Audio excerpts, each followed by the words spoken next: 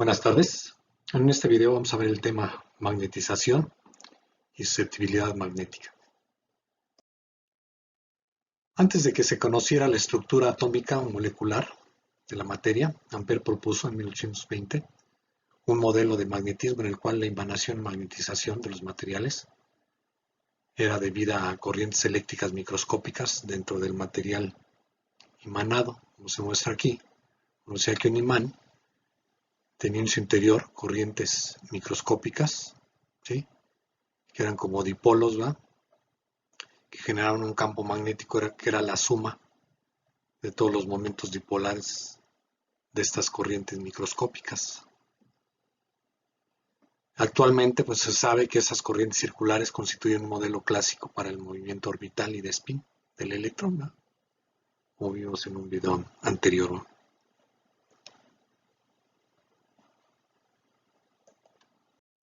Entonces, de acuerdo a las ideas de Ampère, la magnetización o emanación de material paramagnético ferromagnético debe estar relacionada con los momentos magnéticos permanentes de los átomos individuales o electrones del material cuando se somete a un campo magnético. Entonces, efectivamente, cuando un material paramagnético ferromagnético se sitúa en un campo magnético intenso, como de un solenoide, el campo magnético de este tiende a alinear los momentos dipolares magnéticos permanentes dentro del material. Por lo tanto, el material se va a emanar. Esto es debido a que, como ya se vio en videos anteriores, un dipolo en presencia de un campo magnético siente una torca, ¿va?, que es dado por el producto μ cruz B, que tiende a orientar el dipolo. Si estaba, por ejemplo, perpendicular al campo magnético, tiende a orientarse en la dirección del campo magnético. Por otro lado, también la energía, como hemos visto, del dipolo en el campo magnético, del sistema dipolo-campo magnético, se minimiza cuando los dipolos, cuando un dipolo se alinea en la dirección del campo magnético. Entonces podemos suponer que en el material, entonces, si hay dipolos permanentes, ¿va?, debido a los átomos, a los electrones del material, pues eso se van a orientar, ¿va?, como se muestra aquí. Sería una vista del interior del material ya magnetizado debido al campo aplicado por el solenoide. Entonces, un material que experimente este proceso de orientación o alineación de sus dipolos magnéticos permanentes, se dice que va a emanarse, que va a tener una emanación, o que se va a generar entonces un vector llamado vector de magnetización, que va en la dirección, para un material paramagnético ferromagnético, la dirección del campo magnético aplicado. Entonces, el vector de magnetización y emanación se define como el momento dipolar magnético total que adquiere la muestra al ser sometido al campo magnético entre el volumen total de la muestra. También se puede definir otras cantidades como el momento dipolar por unidad de volumen en cada elemento de volumen del material magnetizado.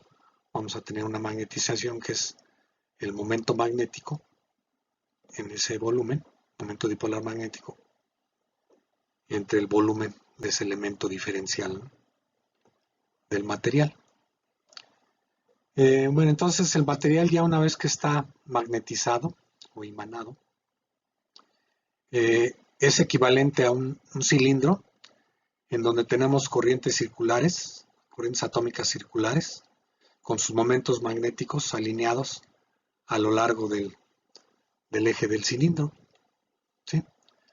Entonces, fíjense, debido aquí a la cancelación de las corrientes circulares vecinas, la corriente neta de todo este cilindro magnetizado en cualquier punto interior del material va a ser nula, porque se cancelan estas corrientes que van, por ejemplo, aquí de este espirita circular, esta corriente atómica circular, se cancela este lado con la corriente que va en sentido contrario, y así todas las espiritas contiguas, se cancela la corriente y se suman sobre todo el cilindro, sobre todo el volumen del cilindro. El resultado final es que hay una corriente neta nada más sobre la superficie del cilindro. Estas corrientes se llaman corrientes amperianas o corrientes de magnetización. Y bueno, es equivalente esta corriente, o es semejante a la corriente real de los arrollamientos del solenoide. Entonces aquí es como si tuviéramos, cuando tenemos dentro de un solenoide un material, una muestra de un material magnético, paramagnético, ferromagnético, vamos a tener como si fueran dos solenoides, el solenoide del alambre, ¿va? Y una corriente solenoidal, ¿va? O corrientes amperianas o de magnetización sobre la superficie nada más del cilindro, ¿sí? Y entonces que va a contribuir también al campo magnético total, ¿va? Que vamos a tener aquí este campo magnético, entonces va a ser la suma del campo magnético producido por el solenoide solito, más el campo magnético producido por el material magnetizado, ¿sí? Como vamos a ver en la siguiente diapositiva. Bueno, con este modelo de magnetización que vimos en la diapositiva anterior, entonces ya podemos calcular, podemos ver cómo es el campo magnético total debido a corrientes libres y corrientes de magnetización. Entonces vamos a empezar a distinguir entre corrientes libres, que vamos a llamar a las corrientes que nosotros introducimos en el alambre del solenoide, que podemos controlar nosotros, generar o interrumpir, ¿sí? Y corrientes de magnetización son aquellas producidas por las corrientes microscópicas, ¿va? ¿Sí? Tales que la suma, como vimos ya en la diapositiva anterior, queda solamente una corriente superficial llamada corriente de magnetización, también se le llama a veces corriente ligada, que es semejante o equivalente entonces a que tuviéramos un cilindro, un solenoide, con una corriente por unidad de longitud dada por la corriente o relacionada con la corriente de magnetización. ¿Sí? Bueno, entonces para hacer este cálculo vamos a hacer un corte, vamos a tomar una sección del cilindro magnetizado,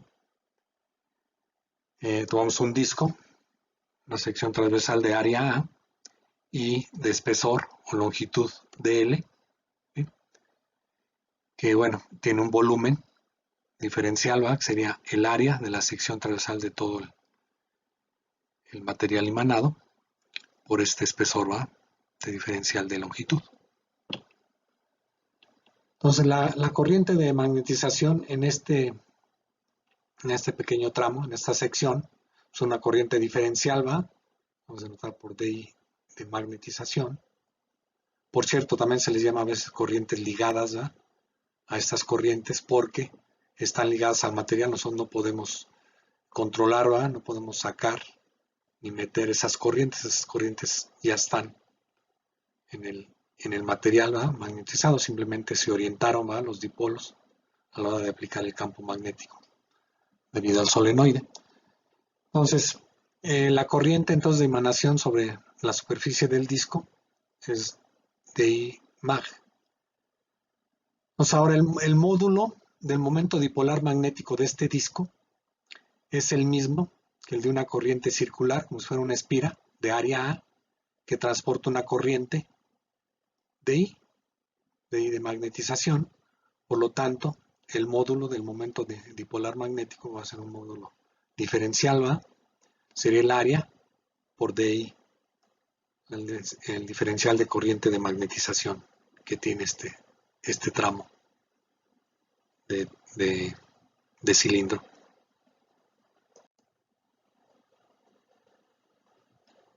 Bueno, entonces el módulo de la emanación o magnetización del disco es el momento magnético por unidad de volumen, ¿no? Como definimos aquí, ¿sí? O es el momento dipolar total entre el volumen total o un diferencial, ¿verdad? De momento dipolar magnético entre el diferencial de volumen de este disco. Entonces sustituimos aquí el diferencial de momento dipolar magnético, el módulo, sería el área por el diferencial de corriente de magnetización entre el área por el diferencial de longitud. Se cancela, ¿verdad? El área y me queda entonces que el módulo del vector de magnetización del disco es el momento magnético por unidad de volumen, es esto. Queda en términos de la corriente por unidad de longitud, entonces que circula en un tramo del material magnetizado.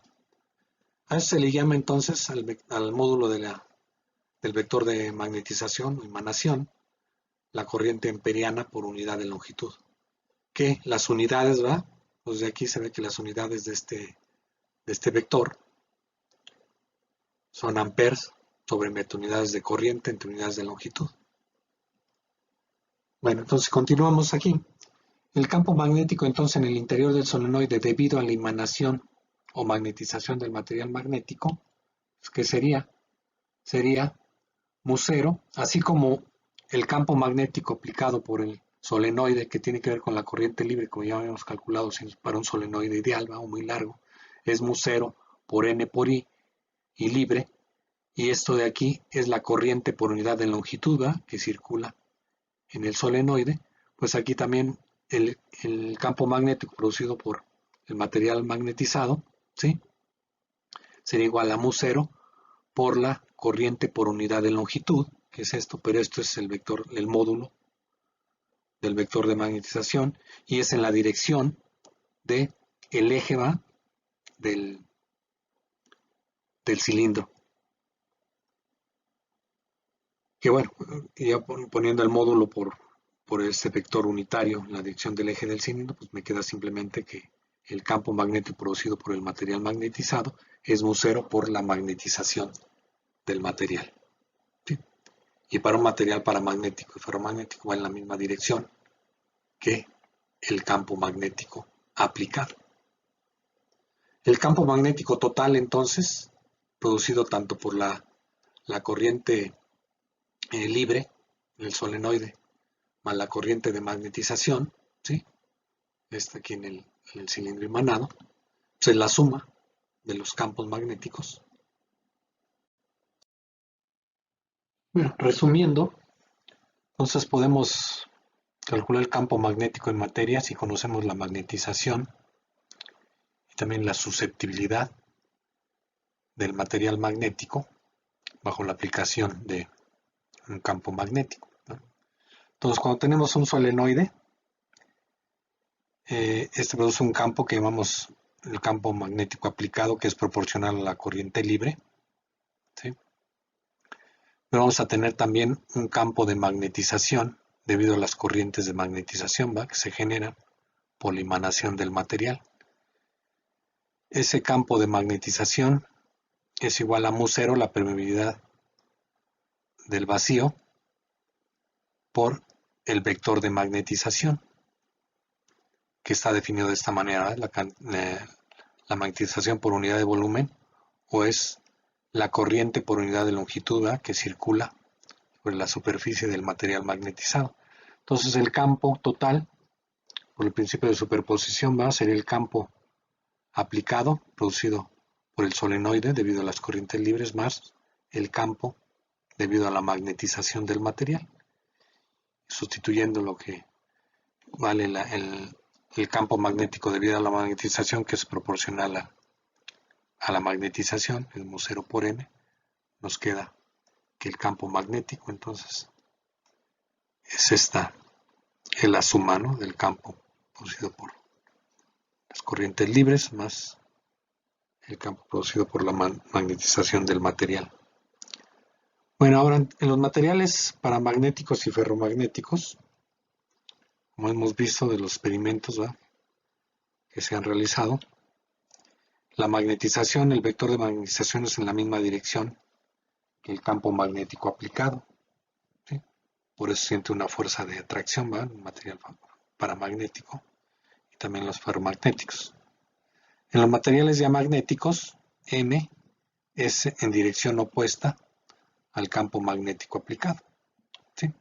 Ahora, en general, entonces, la relación entre la magnetización de un material y el campo magnético aplicado es esta, que se muestra aquí. Es proporcional, entonces, al campo magnético aplicado. Se divide entre mu0 y se multiplica por una constante, Gm. Esa constante se define como la susceptibilidad magnética del material, que es un número sin dimensiones, ¿sí? Entonces, ya en términos de la susceptibilidad magnética, sustituimos aquí el vector de magnetización en términos de el campo magnético aplicado. Resulta entonces que el campo magnético total, ¿va?, cuando hay materia, es igual a 1 más Gm, la susceptibilidad magnética, por el campo magnético aplicado. Ahora se define 1 más Gm como la permeabilidad relativa del material, ¿sí? De tal manera entonces que el campo magnético, cuando hay materia, es el campo magnético aplicado multiplicado por Km, que es la permeabilidad relativa del material. Entonces aquí para los materiales paramagnéticos, Gm es un número pequeño positivo que depende de la temperatura. Para materiales diamagnéticos, excepto para materiales superconductores, Gm es un número pequeño, negativo, y que es independiente de la temperatura, ¿sí? Para materiales superconductores, se ha encontrado que la susceptibilidad magnética es muy grande y sí depende de la temperatura. Hay un diamagnetismo muy fuerte, que es el que hace que un imán superconductor, ¿va?, pero una pastilla superconductora, cuando es enfriada y se coloca sobre un imán, que flote, ¿va?, porque es repelida y una fuerza de repulsión desde el imán hacia la pastilla superconductora. Y bueno, para los materiales ferromagnéticos, la susceptibilidad magnética no es constante, es un número que depende, más bien es una función, ¿va?, que depende del campo magnético aplicado. Debido a esto, la magnetización presenta el fenómeno de histéresis, ¿sí?, y de remanencia, es decir, se observa que al aplicarle a un material ferromagnético un campo magnético, se va magnetizando, ¿sí?, y si vamos quitando el campo magnético, ¿sí?, lentamente, el material se puede quedar magnetizado y de ahí resultan los imanes, ¿va?, permanentes. Desde el punto de vista microscópico, la magnetización y emanación de un material paramagnético o ferromagnético se debe a la alineación de los momentos dipolares magnéticos permanentes dentro del material en la dirección del campo magnético aplicado. Como ya vimos, esta orientación se debe a que es la condición de mínima energía del sistema de dipolos, campo magnético, y también debido a la torca, ¿va?, que sienten los dipolos magnéticos, debido al campo magnético aplicado, que tiende a orientarlos, ¿no?, tienden a orientarse. Bueno, la magnetización y emanación máxima es cuando todos los dipolos magnéticos atómicos se alinean en la dirección del campo magnético. En este caso límite, la magnetización y emanación de saturación, ¿sí?, se define como se denota por Ms, M sub S, es igual a la densidad volumétrica de átomos por el momento magnético de cada átomo. La densidad, nuevamente como siempre la encontramos, multiplicando el número de Avogadro por la densidad de masa y dividiendo entre la masa atómica del material, ¿sí? Ahora déjenme ver aquí, nada más para terminar, la ley de Curie para un material paramagnético dice que hay una competencia entre la alineación de los dipolos debido a la energía, ¿va?, que la magnitud de la energía, ¿va?, que adquieren al orientarse en una dirección, la dirección de mínima energía, y la energía térmica, ¿sí? Entonces, la relación es esta entre la magnetización a una temperatura T y la magnetización de saturación. O sea, se ve que la magnetización a una temperatura T es inversamente proporcional a la temperatura, es decir, a mayor temperatura, menor será la magnetización del material comparada con la magnetización máxima, la magnetización de saturación. Esto muestra, ¿va?, que la temperatura tiende a desalinear, ¿va?, a orientar al azar los dipolos dentro del material. Aquí cae la constante de Boltzmann. Entonces la fracción, ¿verdad?, de dipolos orientados en la dirección del campo magnético queda dada por esta expresión. Bueno, también aquí ya para terminar, déjenme definir lo que es el vector H. Es importante porque, como vamos a ver más adelante, la ley circuital de Ampère en materia se expresa en términos de este vector, del vector H. Quedan más simples las ecuaciones en forma diferencial. Entonces, este vector H se define como el campo magnético aplicado entre mu0. Del campo magnético aplicado, como ya vimos, solo depende de las corrientes libres, ¿verdad? Es un campo que no depende de la magnetización del material. Pero, dado que la magnetización es proporcional al campo magnético aplicado, la constante de proporcionalidad es la susceptibilidad magnética, y bueno, es el campo magnético aplicado entre mu0. Si sustituimos aquí el vector H, resulta que el vector de magnetización es proporcional al vector H y la constante de proporcionalidad es la susceptibilidad magnética. Debido a esta relación, dado que la susceptibilidad magnética no tiene unidades, el vector H tiene unidades, las mismas unidades que el vector de magnetización, es decir, de Ampère sobre metro. Bueno, muchas gracias. Aquí dejo este video. Hasta luego.